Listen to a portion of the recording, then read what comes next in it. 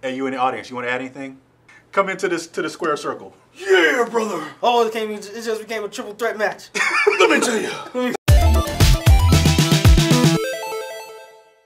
What's up, Internet World? We are the News 19 Nerds. Yes, I sir. am Michael, joined by special guest. Hey, That's what we're doing? That's what we do. Okay, that's we bring fine. them all out tonight, man. So why are you doing this? Research, a.k.a. Avery. Why is that? Today is kind of a special episode on News 19 Nerds because we're doing a review of WrestleMania 35. Man. So quick background. You love wrestling. I do. You live, breathe wrestling. Yeah. I watched wrestling for probably the late 90s, early 2000s, like the Attitude Era. I was all about that. And the Monday Night Wars between WCW and WWF What a time at the to be time. alive, man. I was watching all that. I love the wrestling video games. Yeah. I don't know why I got out of wrestling. I tried to watch it, I don't know, a few years ago, and I didn't know anybody. Well, the same thing kind of happened to me kind of around the maybe 2009, 2012 years. I kind of got out of it, but I got back into it maybe around 2013, 2014. Okay. And just fell in love with it all over again, man. Yeah, because, I mean, so overall we're going to talk about WrestleMania. Yeah. This video is mainly kind of sticking to WrestleMania. Man, yeah. But we may dip and dive in a little things. We may hit on some politics of wrestling overall. Yeah, for sure.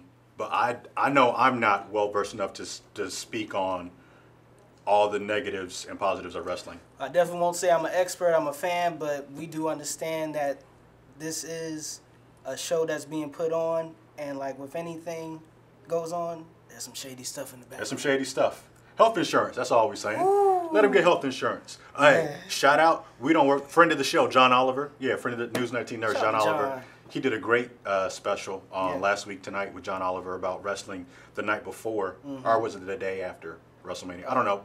Probably the week before. The week before WrestleMania 35 happened. Really good, like 25 minutes. Really good piece on wrestling overall. Y'all should look at that after y'all watch this. After y'all watch this.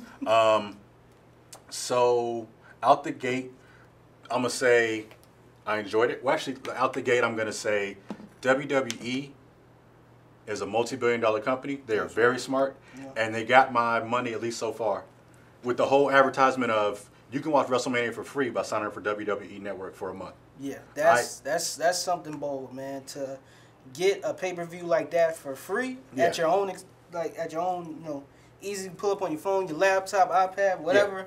Yeah. So that's how I watch WrestleMania. You pay for WWE Network. Yeah, I do. I feel like it's definitely worth it because besides just Raw and SmackDown, of course, like their main shows, there's so much more other content on the streaming service. You have NXT, you got NXT UK, you have 205 Live. What's 205? 205 Live is basically the division of the cruiserweights. Oh, 205 pounds? Yeah. Okay, all right, got it. That, of course, you have like all of the pay-per-views that they've ever put together on the network, so you can go back and watch some of your favorite classic matches. They have, and the good thing is, it's not just the wrestling shows. They give like wrestlers their own ways to create content. Like Edge and Christian had their own show. It was like a sketch show. It was real funny. They had a thing where Mick Foley did not like a stand-up, but like just talking about him being in the business. They have almost kind of like how 30 for 30 does with some athletes. Yeah. They do that same thing with some of the superstars on there too, which is dope. So when it's the network, it gives you a lot. That's why I find it's worth it. All right. So again, I'm still in my free trial of WWE Network. I'm enjoying it so far. I'm going back and watching old matches. Just like, man, this was fun. Wrestling was fun back in the day. It was also problematic. Man, some of that stuff is just like it can't happen now. That's no good. You can't say that kind of stuff. For a fact, Vince is crazy. Vince is ridiculous with the stuff. I have come to learn that Vince McMahon is about money. That's very true. That is his bottom line.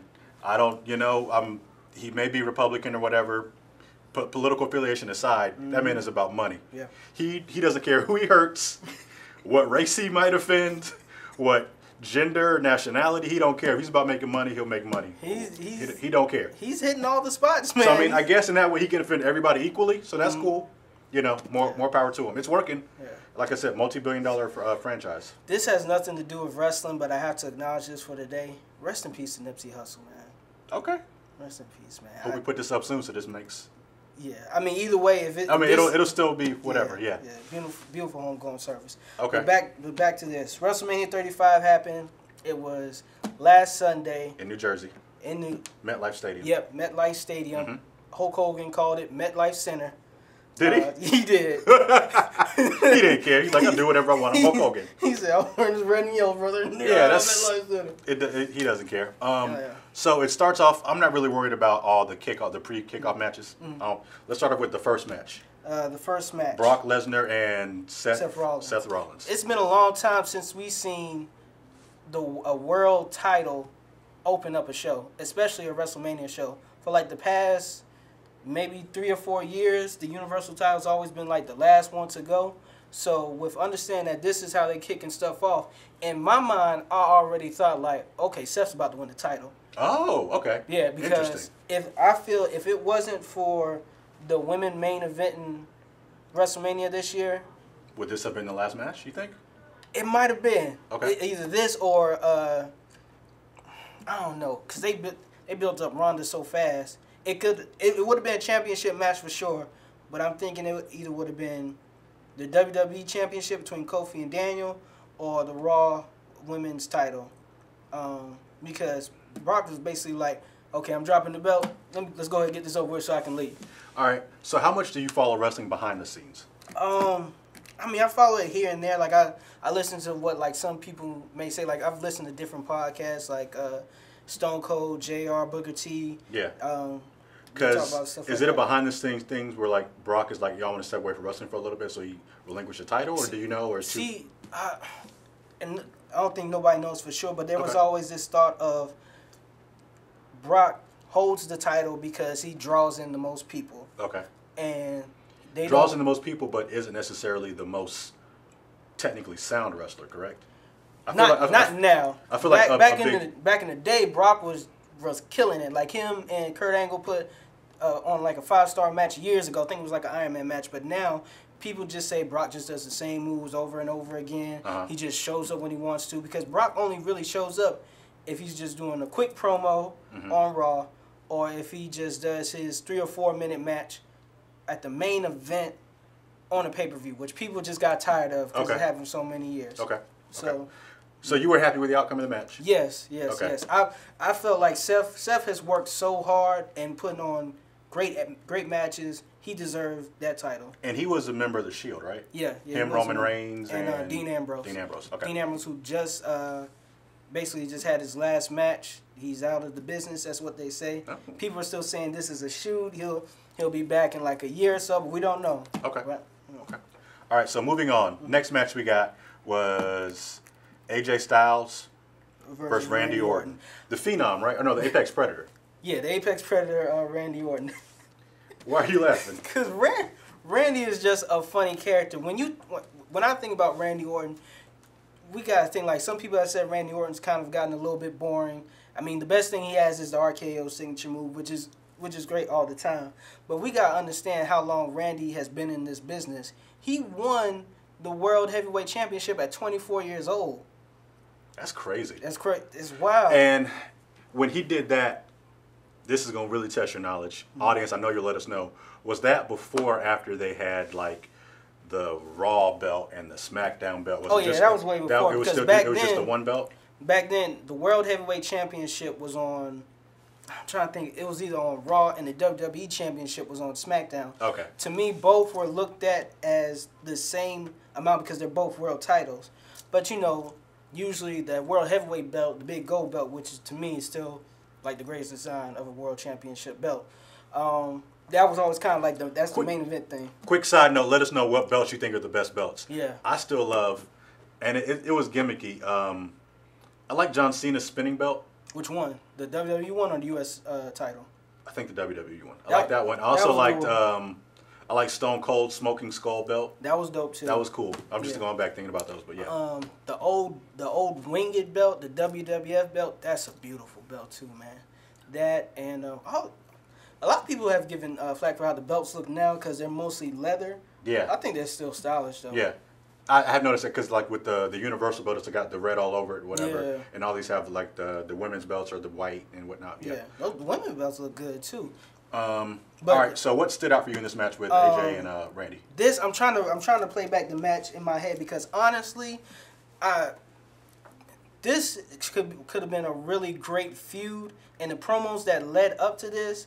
How Randy Orton would talk about how AJ just basically came from the indies, like he had to work this hard, and AJ saying like I just wasn't given everything like you were because your daddy was in the business. Who was Randy Orton's dad? Bob Orton, I believe. Okay. Randy is a third-year generation superstar, I believe, because his father wrestled and his grandfather wrestled. I'm pretty sure. And I mean, it was a good fight. I think it just doesn't stand out because there's so much more going on the card. Like if this was like a SummerSlam match, I said SummerSlam. Yeah, SummerSlam match, or maybe like at the Royal Rumble, I feel like it would have impacted more. But it's just like, okay, it's a good match. Now we got other championship belts and stuff to get to. All right, so we go into my favorite match next. Was the SmackDown Tag Team Champion match. Yeah. The Fatal 4-Way. That was great. With the Usos versus Ricochet and Aleister Black. Yeah. Versus NXT. NXT. Versus The Bar. Yeah. Versus Shinsuke Nakamura and Rusev. Right. That was crazy. That was a good match, man. And I know I'm behind. I know in your audience you guys are going to come after me. I didn't realize how I had always enjoyed, I'm thinking back to like WCW days with like the cruiserweights, with like Rey Mysterio Jr. And Dean Malenko. Because Rey Mysterio Jr. was always cool because he was high flying doing stuff, Lucha Libre stuff. Absolutely. It was cool. I always liked Dean Malenko because he was just he was a tactician in terms of his submission holds and everything. He was, I think one of his name was like the Master of 1,000 Holds. I feel like we got a bunch of that stuff in here. Yeah. From like Ricochet flying off all the ropes and everything. Man, you had the power of Rusev. You had the technical know-how of the Usos. Man, it was crazy. Man, listen, next time there's I need you to watch like NXT. Okay. NXT, a lot of people will say, puts on better shows than Raw, SmackDown, and like their main pay-per-views. Like the NXT takeovers are like always have classic matches. And is that because those guys are essentially NXT works as like the minor leagues, right? Or like it's like the right below up and comers. Right, and the goal is you perform well there, you polish your skills, and you get to move up to the bigger roster, right? Yeah. So is it kind of maybe they feel like they have something to prove? Yeah, I feel like that could be something too, because with like Raw and SmackDown, it's like the superstars are capable of having those type of matches, but I just don't know if they've been given that opportunity, or they're so busy with so much other stuff that they can't go and train for their matches like how the NXT superstars do. Yeah. But yeah, shout out to Aleister Black and Ricochet, because they've basically been on a crazy run. They've been doing tag team matches on Raw, SmackDown, and NXT. Just that Friday, they were in a tag team championship match for the NXT titles. Okay. And to go back and just wrestle right back on Sunday for that and put on a show like they did was great. I'm happy that the Usos retained because I'm a fan of the Usos. If Aleister Black and Ricochet would have won, I wouldn't have been mad at it. Cesaro and Sheamus, they make a really great tag team. They're supposed to be the heels, of course, but Sheamus, he is a nice guy. He's been at the station a couple times. He's a nice dude. Yeah, I've random aside, but yeah, he's a nice guy. Rusev is a good wrestler too. I'm still tripping on bad how like Shinsuke has like his like no storylines really whatsoever. It was like this big deal of him coming from New Japan Wrestling to finally make it to NXT, where he became NXT champion. Then when he came into SmackDown, he had this whole feud with AJ Styles, which their matches were okay, but I'm pretty sure a lot of people would say they had better matches back in New Japan Wrestling. But I feel like they've dropped the ball on Shinsuke. They've dropped the ball on Rusev. Go ahead, I'll let you finish. Yeah, I'm just they dropped the ball on these two characters, and I think WWE, it suffers from its own success. They have too many superstars. All the writers, they don't know exactly what to do with them, and it's just like you're wasting talent. So with New Japan Pro Wrestling, is that what it is? New Japan Pro Wrestling? New Japan Pro Wrestling, yeah. I don't know how to word this. Are there restrictions or guidelines, like rule set, like different from what you would see in the WWE? Oh, absolutely, because WWE, they don't let you like wrestle for other like promotions. New Japan Wrestling and like Ring of Honor, they can like switch out and stuff, and wrestlers can wrestle different ways. Yeah. WWE's like, you ours and just ours. ours. You just work for us. Yeah. So is it a thing of he can't be as creative with his moves in the WWE, or is that, who knows? Well, I know it's an understanding that this is called the PG era now, so you're not going. I see that a lot on the WWE Network. Everything is like, you know, they'll show the you know, the whatever happens in this match doesn't necessarily reflect WWE as a company, and it gives you the rating and all that stuff. And I have seen that they're definitely PG now because they're trying to go for that corporate brand to sell as much as possible. And it's like, it's understandable because like all the chair shots, all the bleeding and stuff, we've seen what that's led to with wrestlers dying at young ages. How we've talked about with the health insurance thing. Like Vince is just like, I don't want to see none of that. Y'all just put on the match and be done with it. So yeah, that's why I may feel like with like Raw and SmackDown, maybe the matches aren't so per se so either violent, but on NXT it's a little bit more leeway than that because they're not on the networks. I mean, like, you know, like USA and stuff like that. Right. They're just on WWE streaming. You can, you know, do what whatever you want basically. Yeah. Okay. All right. So moving on, next match, we got Shane McMahon versus The Miz. Falls Count Anywhere match. Shane, I want to fall off something, Dad. Please give me a match so I can do it. McMahon. Man, this dude, I remember him from the Attitude Era. Yeah. Shout out to Shane. And granted, shout out to any wrestler who wants to put their body through that. Absolutely. But I just mean, Shane has it made in terms of money. Yeah. He doesn't have to do this. He does not have to do it. I mean, he must want to, right? I can only... He must really want to put his body out on the line because he's worth, I'm sure, hundreds of millions of dollars. Yeah. Maybe a billionaire. I don't know, but he's got, you know, tons of stock in WWE. But he's like, nah, I'm gonna jump off of cages, risk my life. Yes, fall through announce tables. That is wild. So what do we think of this match? I like the. To me, this almost kind of seemed like put together last minute. This all comes from back at the Greatest Royal Rumble where they had in I think with Saudi Arabia.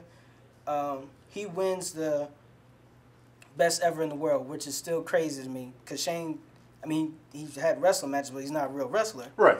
So he wins that ridiculous thing. Then Miz basically sucks up to him saying like, yeah, you're the greatest. I'm great too. Me and you should like become a tag team. They win the tag titles. Then they lose the tag titles. And basically a lot of people saw it come. They either thought that either Miz or Shane was going to turn heel, and then they have a match against each other because they just built it up like, oh, they're the best of buds. Shane turns heel. We've seen Shane be like heel before back in the days, like when he was like the corporation and all that stuff. Right. But I mean, when Shane came back, he's just like a nice guy. So now you just acting like you a high school bully. Right. So Shane goes and he beats up Miz's dad. Miz gets furious. They have this match at WrestleMania. They're just, to me, these are one of these matches where people can go and like use the bathroom or so. Okay. So because I guess the thing is, as much of a daredevil as Shane is, he still isn't a wrestler. No. So he may not be able to. But he pulls off big moves. He does. But he may not necessarily be as technically sound as other wrestlers, so you can only do so much to make him look great. Yeah. So the moves, it's in my mind, it's less about how technically proficient the match is and just how more of the daredevil aspect of it is from them jumping off stuff, falling off stuff. Yeah, because usually in a Shane McMahon match, what he does is he'll do the coast to coast when he jumps off the turnbuckles and kicks somebody. We know he's going to jump off something and give us the elbow, which is an iconic picture that he did when he jumped off the turnbuckle and he had the Jordan 3s on. Like, no, that was just dope. Okay. So him and Miz, I can't remember what they go on or how they even got to it. They go through the crowd. They get on this tall thing. There was camera work and stuff there, some type of lighting and LED stuff up there, and Miz suplexes him off. Yeah, I think throws him off. I think it was suplex. And somehow the way they landed, even though Miz initiated the move, Shane still was able to get the pin and got the win. Right. And I guess why they did that was because it wasn't a legit pin, so they can carry this. You had some controversy, so he didn't outright beat him. Okay, right, so, all right. Well, I mean, crazy match. Crazy match. Nothing to write home about. Next match, tag team WWE Women's Tag Team Championship champions, Bayley and Sasha versus Bayley and Sasha Banks versus Beth Phoenix, Natalya. They brought Beth Phoenix back. That's so random. Because I don't remember her wrestling so much, but I remember her being a part, working with like Bret Hart and the Hart Foundation in terms of like being trained and stuff like that, I thought. I know Natalya, her dad is Jim the Anvil Neidhart, I think. That's right. Yeah. And did you hear what happened at the Hall of Fame thing? No. While Natalya and Bret Hart are doing the induction speech, some crazy random dude, because I'm not going to say a fan because a fan wouldn't do that, a dude in a freaking dread, like wig on, tackles him and Natalya. Oh, bro, you gotta see it. Oh, it came out of nowhere. WWE cut the black. Oh, really? Yeah, they cut the black. Now I gotta watch this. Yeah. Okay. And then they went back to just the crowd shot, people reacting and stuff before. So many wrestlers came in the ring to get dude out there. They was punching him and stuff. That's wild. You trash for that, man. I don't know if you'll ever see this, but you trash for that. You trash. How you gonna attack Bret the Hitman? And his man. Come on, man. You trash. So going back to the match, we also had the IIconics. IIconics, yeah. And Nia Jax and Tamina. Tamina, yeah. I didn't realize how like big Nia was. Oh, that's a healthy girl. Yeah, man. that's like, I guess she's like China 2.0 almost in terms of like just being a female enforcer. Oh, yeah. That's crazy. And she was just throwing them girls around. Oh, yeah. Like, Nia Jax, I like her, but, I mean, everybody has, like, botches here and there and stuff, but really, I've heard before that she's gotten a lot of backstage heat because she's injured a lot of people with some of her matches. Yeah, so that's always something to look out for. Honestly, I wasn't expecting the IIconics to win. I thought Sasha and Bayley would have these titles for like almost a year before they dropped them down to somebody else. So I was legit surprised when the IIconics won. So now I was thinking like, where do we exactly go from here? Because there's only one set of women's tag team titles. Okay. And it's supposed to be these titles can be defended on Raw, SmackDown, and NXT. Oh, wow. Yeah, so it's going to be interesting to see how the IIconics are going to jump around from different brands and stuff to see exactly what they're going to do. And also coming up is the Superstar Shakeup, where different superstars finally get traded into like the Raw brand or the SmackDown brand or whatever. Okay. So another area where I'm behind, the women wrestling is so legitimate now. Oh yeah. Because I come from the era when unfortunately we had the divas. Yeah, the bra and panties matches. Yeah, bra and panties matches. Those ladies went through so much crap to have to put up, because there were legitimate wrestlers among those people. Like Lita was a legitimate wrestler. Trish Stratus became a wrestler after a while. Sable tried to get in there and be a wrestler for a little bit, before she, when she was just a manager with Mark. And Sable got bought. Sable was she was a women's champion. Yeah, so I mean, those women went through so much crap to where we are now, where these women are actually, are allowed to wrestle and put on incredible matches. These women are wild. Yeah. The stuff they were doing. To me, one of the best women's matches I've ever seen. It was this might have been 2016. It was Sasha Banks versus Charlotte Flair. It was like the first Hell in a Cell match for women's. Okay. And it main evented Hell in a Cell. Okay.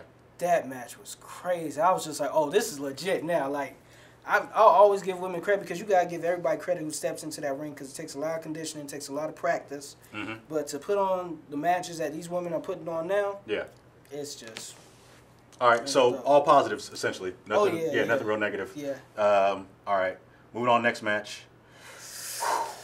Oh... This is like, what, 11 years in the making? 11 years in the making, man. The WWE champion, Daniel Bryan, versus... The new Daniel Bryan, as they call himself. Yeah, the new Daniel Bryan, who's all healthy and conscious and whatever, and just loving the earth, versus Kofi Kingston. Kofi Kingston, who came in acting like he was Jamaican, but he's not really Jamaican. Yeah, like, it reminded me, because... I don't remember Kofi from the beginning. I remember him when he was with New Day. And again, I didn't watch a lot, so I would kind of see bits and pieces. Yeah. I always thought New Day were cool because they were into the same stuff I like. They like video games, they like anime. I can hang with these dudes. These guys are cool. They dressed up as like Saiyans one time in the armor. That was for WrestleMania maybe 33 or 34. That's crazy. I like these guys. They got a trombone. I played a trombone. I'm loving it. Yeah, but... So you are Xavier Woods. I wish. Oh, God, I wish. Man, yeah. Let's trade lives with Xavier Woods. I wish. But just, so I didn't realize Kofi Kingston came from ECW. Yeah, I forgot he was wrestling ECW. Basically, not the old ECW back in like the 90s and stuff, when it was really Extreme Championship Wrestling. When WWE brought in ECW, right. everybody's going to say it was nothing like how it was before. Basically, ECW back then is kind of what NXT was now. I did go to an ECW show back then when it was held here. I say here in Columbia. The Dudley Boys were like main eventing, and I guess they had a plant or somebody in the audience, and it was an old grandma, and she was just cursing at them, and they were cursing back. I was like, yeah, this is great. They're like, I put you through this table. What was it? It was crazy. It was great, though. Oh, it was man. awesome. Bubba Ray Dudley put a lot of women through tables. Yeah, he did. It was so wild. Yeah. All right, but getting back to this match. Man. So Daniel Bryan, he's a heel now, right? He's a heel. Like, he cheated basically to get the belt off of AJ Styles. Ever since then, he basically just, he turned heel. He was saying like how all you people are bad, like y'all destroying the earth. Yeah. I'm here to make things right. Yeah. He turned the belt into a hemp-made belt. That's a crazy looking belt. That's a crazy It's a looking crazy belt. looking belt. Yeah. And basically, a lot of people would say this is supposed to be Mustafa Ali's position that Kofi was in, because I can't remember exactly what the match was. Mustafa Ali got injured in a match between with Samoa Joe, I believe, and because he got injured, Kofi replaced him. Okay. Kofi did so good in the matches leading up, everybody was just like, Kofi deserves that championship. And because they had Kofi Mania, right? Yeah, that was the thing. Kofi Mania became a thing. Vince, this is one of the best stories to me Vince WWE has put on in a while. First, Kofi had to. It was the Elimination Chamber where it brought down to Daniel Bryan, Kofi. Kofi lost, but everybody was still feeling good. Like, man, Kofi did such a great job. Like, you still deserve a chance. Vince was just like, okay, then if you want to get a chance at the belt, you have to run a gauntlet. He had to face Sheamus, Randy Orton, Samoa Joe. I'm trying to think if he had to face Shinsuke or Cesaro. And, like, after you beat those certain amount of people, you get your chance at WrestleMania title. He beat all those people, so everybody's just like, yeah, Kofi's getting his chance. Vince was just like, One more thing, you got to defeat Daniel Bryan to do it. Daniel Bryan comes out, he's all energized. Kofi done had like 4, 5, 6 matches. Right. So he loses that. That next week, they come out there and say basically how unfair it was. Vince comes out and says, you know what? All right, then I'll give you another chance. If Xavier Woods and Big E can go through a gauntlet match of tag teams, then Kofi, you get your shot again.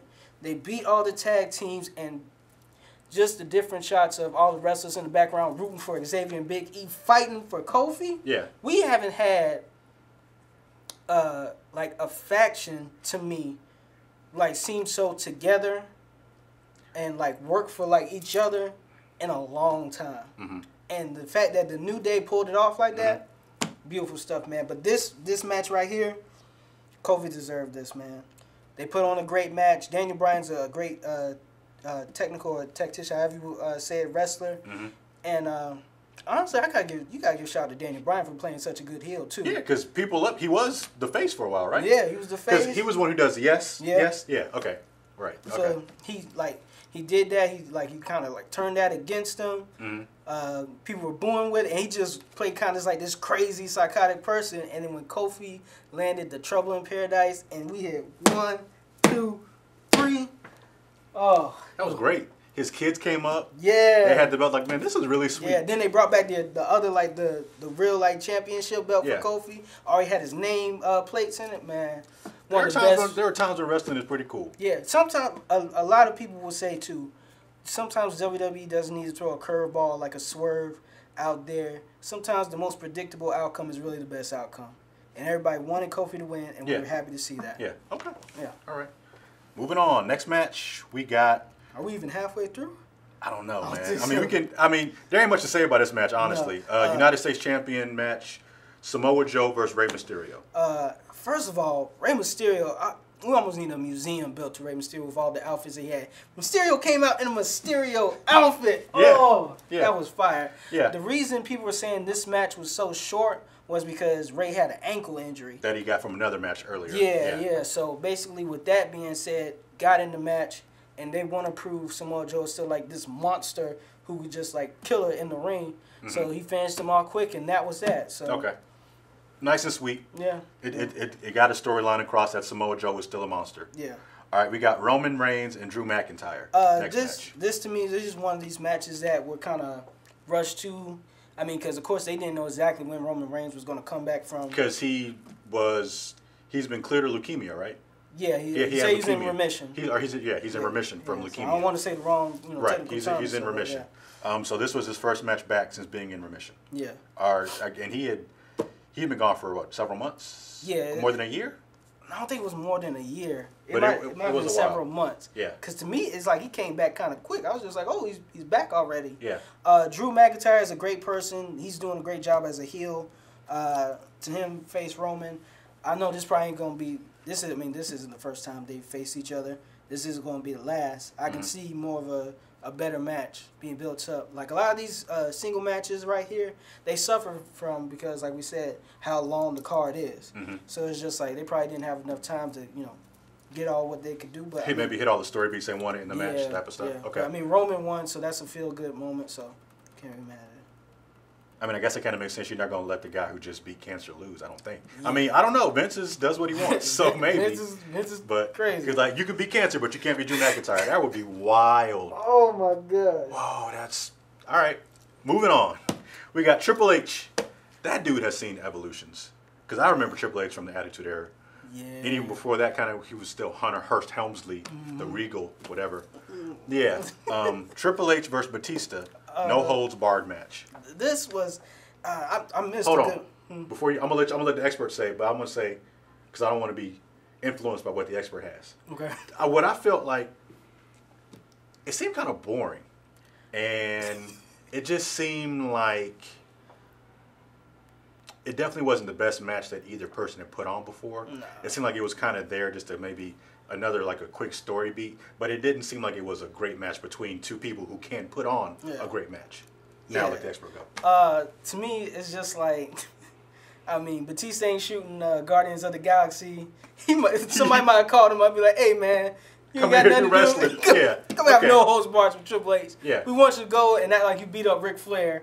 And then yell at Triple H. I saw the video promos leading up to that where he just dragged 70-year-old Ric Flair out from somewhere. Like, what is...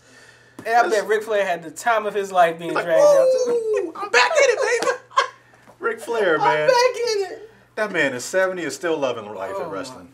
Yeah. All right. So anything that stuck out from this match? They beat each other up basically, man. Yeah. And they looked tired while doing it. And they tried to, I guess, sell this move where Triple H was going to severely maul Batista's hand. Yeah. But I was like, his hand's still working. Yeah. I was like, I don't know if you should play that card as he really messed up his hand. Like, his hand's still working fine. Yeah, like... So, I don't know. It's going to be all right, man. Also, he pulled out his nose ring. I missed that, but I got to go back and look at it. I remember seeing him getting beat with the chain. Yeah. I was just, oh my gosh. Yeah. Ric Flair came out, did a little interference. Yeah. He brought, like a sledgehammer, was it? Yeah. Yeah. And that's Triple H's weapon, the sledgehammer. That's his go-to. He looked at it, he's like, this is my baby. Yeah. He cheats on Stephanie with that sledgehammer. All right. Moving on. Triple H won. Yeah, Triple H won. Batista announced that he officially retires. Which I guess we kind of figured, right? He's all trying to make Guardians 3, Suicide Squad 2. Yeah. He's got they showed a preview for some movie with him and Kamal Nanjiani. Oh yeah, like he's a spy or something in that movie. So it's like he's moving on. Yeah. He's trying to get on his Rock John Cena path. I'm just gonna be a movie star now. We're gonna talk about how Batista has better success in Hollywood than John Cena has. That's a different video, but you're not wrong. Yeah. His movies have made more money. This is You're not wrong. Kurt Angle versus Baron Corbin. I didn't really know Baron Corbin, but I remember Kurt Angle because I kind of remember his debut in wrestling, at least in WWE or WWF at the time wrestling, where they introduced him as this Olympic champion because he is a real Olympic champion. a gold medalist. One with a broken freaking neck, as Kurt Angle likes to say. Oh, did he? Yeah. Oh, wow. Because I just remember, I know he won a gold medal, and he was also a college champion and amateur and all that kind of stuff. So yeah. Like, Kurt's the real deal. Yeah, he's a wrestler's wrestler. Mm-hmm. And I remember his whole thing of, Kurt sucks. Yeah. You suck. You suck. Yeah. He came out to that, and Kurt, I like this match just because I like the ending more than I like the beginning of the actual match. Because who won that match? Baron Corbin won. Corbin, okay. And honestly, I didn't even want Kurt to face Baron Corbin. Everybody was talking about how it should be John Cena because John Cena's first match in WWE was against Kurt Angle. Okay. So they thought it was just, poetic if he would be the last match too. We'll talk about John Cena in just a second. But Kurt Angle did the old school way of letting new talent, win so that can push them and stuff. But honestly, to me, I felt like Baron Corbin's done been in here for a while that he wasn't. He could have been somebody else? Yeah. Okay. Like it definitely could have been somebody else. And a lot of people don't really like Baron Corbin like that. Mm-hmm. I mean, he dresses up in like his vest and stuff now, which made him a little bit better or whatever he was doing. But he had more character, personality, or something. Yeah, just as a farewell match, I could care less about the match. Just Kurt could have just showed up and just been like, "Thank you, everybody, for all that you've done," and that would have been just as good as this. Okay. Yeah, the reason why I like the end of it because he like really broke down and got emotional with the crowd, and the crowd loved him. I mean, he relished being that heel character, and the crowd supported him. He wanted them to say "you suck." That everybody was in on that moment. Him being a heel, loving it. Yeah, he blew a kiss to his wife. He kissed his wife or whatever. Talked to his children. It was very nice overall. So we got Intercontinental Champion Bobby Lashley versus the Demon Finn Balor. Yeah. Honestly, I don't even understand why Balor had to drop the belt to Lashley just a couple weeks ago. I can't remember. And it's like they're playing hot potato with the championship. Between these two? Yeah. Like, Finn could have kept the belt and still kept it, like, retained it at WrestleMania. I mean, it's cool that he brought back the Demon character back because we know when he dresses up like that, he doesn't lose his. Okay. I mean, but other than that, we've seen Finn versus Bobby already 60-something times. Okay. So nothing really new from that. Yeah. I'm not familiar with this. Is this a thing that he does? Yeah. Elias always comes out. He says, with the guitar. He does a little bit of guitar. He says, y'all know what WWE stands for, walk with Elias. And the gag is that every time he does that, he gets interrupted. Elias starts doing his thing, which is cool. Then a video plays of Babe Ruth pointing out to his home run. Shot. Yeah. And of course, New York Yankees, MetLife, all that goes in together, so we understand that. And then out of nowhere, that Thugonomics music hits. And so I was kind of out of it by the time John Cena became really popular in WWE and kind of got his debut or whatever. His most recent character isn't Thugonomics, right? No. I mean, it's just... His most recent thing is kind of You Can't See Me. Yeah. It's just like him, You Can't See Me, Yeah. with the bright color shirts and stuff. Yeah. But everybody loved Cena because he was more of a heel. When Yeah. he just come out to different cities in the different jerseys, he'd say a rap with the lock chain on and stuff. It was good. It was just a good time. It was funny. And we haven't seen him do that in years. Okay. And for him to come out and do it like that, that might have been one of the biggest pops of the night. Okay. Yeah. Okay. Cool. So yeah. Okay. Last match. The main event. The historic main event. Yep. 3-way match between Ronda Rousey, Charlotte Flair, and Becky Lynch for the Raw Women's Champion. Yeah. For the SmackDown Championship too. Because Ronda has the Raw Champion. Becky Lynch. Yeah, brother. Okay, Hope. Becky had this. We want the gold, sucker. Hulk Hogan. Charlotte had the SmackDown Champion. You don't deserve it, brother. Hey, don't go nowhere. We might ask you a question in a minute since you're coming back. So let's talk about this last match. Yeah. It was okay. It could have been better. Honestly, my fault started from this match. It really should have been Becky versus Ronda. That was like the build up and stuff. And I feel like this storyline just lasted so long that it kind of got old to people. Like, all right, we just ready to get this over with now. Because originally, Becky won the Women's Royal Rumble. Mm-hmm. She chose to face Ronda at WrestleMania. Uh-huh. Out of nowhere, Vince is just like, well, Becky gets hurt for some reason, I can't remember. Vince says, all right, we need somebody else now. We need Charlotte Flair to face Ronda. Mm-hmm. Whole WWE fans like, no, woo, because Charlotte gets everything that she wants, basically. We don't like that. So, I don't know if you know this, but is there backstage like heat against Charlotte because she is the daughter of Ric Flair? Or are people past that now where like she's proven her worth as a wrestler? Yeah, not to my knowledge. Everybody knows. The thing is, Charlotte is a great wrestler. She is. From this match, like she was the weak link. I think everybody would agree is probably Ronda Rousey in this three-way match. Yeah, because Charlotte was flying all over the ring, bouncing off stuff. Yeah. Ronda still doesn't look like she's comfortable or that she can sell moves as well as the other two people. Yeah. And granted, she hasn't been doing it as long as they have. Right, which is understandable, and why I can see why there would be heat to Rousey. I mean, she's given respect for all she's done in UFC, but Rousey is either been a little bit less than a year or just a year, and you already headlining WrestleMania? Yeah, that's How do you wild. think all them other women who've been wrestling for years may feel about that? Yeah. But I don't know. To me, what it should have been was Ronda versus Becky for the Raw Women's Championship, and it should have been Charlotte Flair versus Asuka for the SmackDown Championship. That's the girl who has like the face paint or whatever. Yes. Yeah, I've seen her. She's cool. Asuka's a great wrestler, and they put on a great match. It was either last WrestleMania or the WrestleMania before that. Okay. But to add Charlotte into this match is one thing. To give Charlotte the title also going into this match is a whole nother thing. I know people have been talking about now how there's reasons behind like those championships basically given to one person now, like they're combining the championships, which I don't understand why, but I guess we'll see in the future. But overall, how the match ended, Becky pins Ronda, which looks like Ronda's shoulder is up. And then Ronda reacts like, I didn't even have my shoulder down, so what are you doing? Like, it happened so quick. Everybody was just like, what just happened? Yeah. I mean, we happy that Becky won because that's what we wanted. That's what WWE Nation wanted. Yeah. Becky to win. Okay. But just how it happened, it's just like, we're confused. So, doing a little bit of backstory, kind of doing a little bit of research, to me it seemed like there were three big matches that people wanted to know the outcomes. They really want a specific winner. Yeah. To me, it was the Brock Lesnar and Seth Rollins match, and they got who they wanted, Seth to win. Daniel Bryan and Kofi Kingston, and Kofi won that. They wanted him to win. Yeah. And then this last match, and they wanted Becky to win. Yeah. So does that normally happen where you get like kind of the audience gets what they want in those three matches?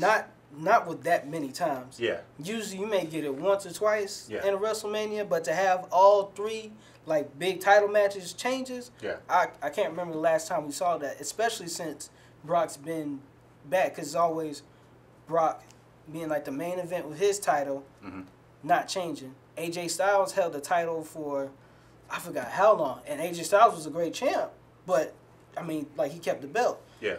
But big three changes like this, we haven't seen this in a while. Okay. Yeah.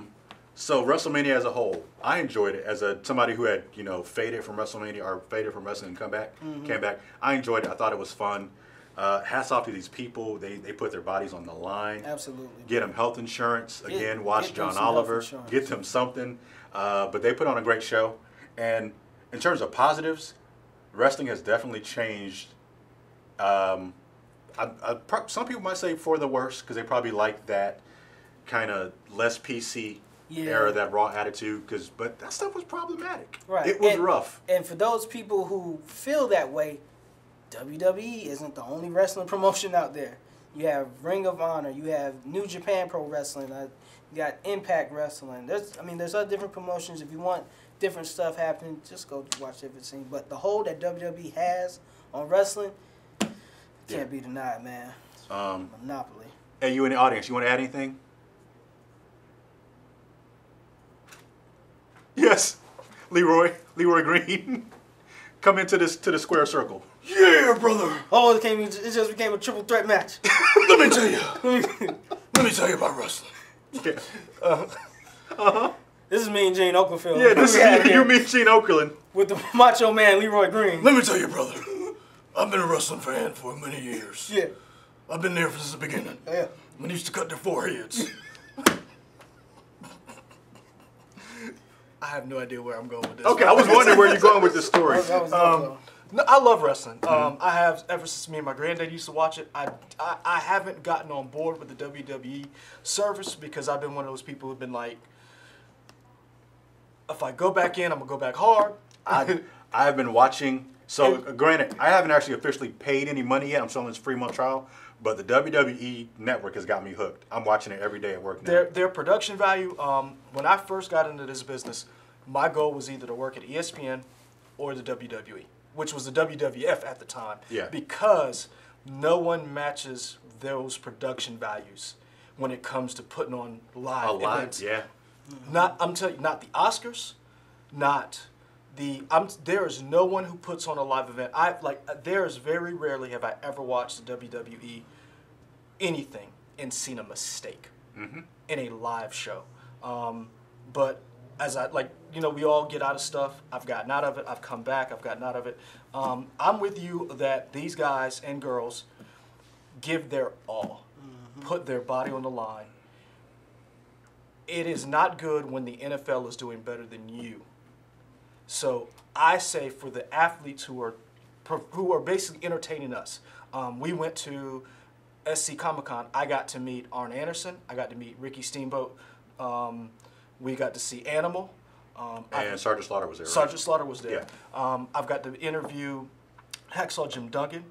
Who's from Lugoff, by the way? Who lives in Friend of the show, Hacksaw Jim Duggan. I've met Sheamus. I've met members of the Shield. These guys are just some of the most, I'm be honest with you, nicest people ever. So to see the John Oliver piece, it hurt because that's part of my childhood. So I would like to see something done for them, but because these guys put on an amazing show. I have there's nothing that compares as far as the drama, as far as the excitement that wrestling provides. People call it soap operas for guys. It's entertaining. It's a great. I love it. Yeah. I would like to see how wrestling looks when it goes on the Fox. So what did you guys kind of talk about? I'm not familiar. What's happening? All I know is Fox is willing to pay that money to get SmackDown on. So SmackDown is supposed to go to Fox. So my question now becomes is, are we going to start seeing some wrestlers like you're the SmackDown people, or are we going to start seeing like we have seasons where these guys and girls are not working 365 days out of the year because that takes a toll on your body. So to me, I think the matches would be better if you didn't work them so hard. It's the law of diminishing returns. Yeah. You're only going to get out of somebody so much. So let's give them, so in other words, let's do it in cycles. So. And understand, WWE has enough talent where they don't have to have the same superstars every single week. Is it an issue of feeding the beast that, like, as an audience, we become so accustomed that you want to see John Cena every night? I honestly, I don't think that's it. For the fickle fans. Okay. I think it's a matter of that's how it's always been done because they had to do it to build their fan base. You got to remember, these guys, remember house shows. They ain't doing house shows no more. They don't have to. I mean, do they really have shows that aren't broadcast anymore? Yeah, unless NXT or something? I mean, but what I'm saying is... they were just in here, Columbia, they did WrestleMania tour and stuff. They do that, but what I'm saying is they don't have to. You don't have to do that anymore. You are like Avery just said, you have a monopoly on wrestling.